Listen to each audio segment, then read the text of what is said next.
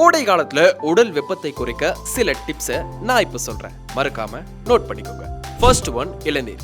இளநீரை போன்று சிறந்த எலக்ட்ரோலைட் எதுவுமே கிடையாது. இதில் இருக்கும் குளுக்கோஸ் நமக்கு உடனடி எனர்ஜியும் கொடுக்கும். Number 2, lemon juice. தினமும் லெமன் ஜூஸ் எடுத்துக்கொள்வது மிகவும் நல்லது. வெப்பம் தொடர்பான அசௌகரியங்களை போக்கி நமது உடலை குளிர்வித்து உற்சாகம் அடைய செய்யும்.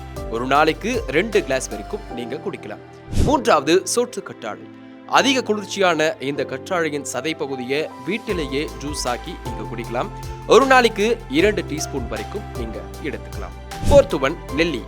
வைட்டமின் சி நிறைந்துள்ள இதன் ஜூஸுடன் 4 பங்கு நீர் சேர்த்து உப்பு மற்றும் தேன் சேர்த்து நீங்க குடிக்கலாம். வெறும் வயிற்றுல நீங்க குடிக்கிறது உங்களோட உடம்புக்கு ரொம்பவே நல்லது.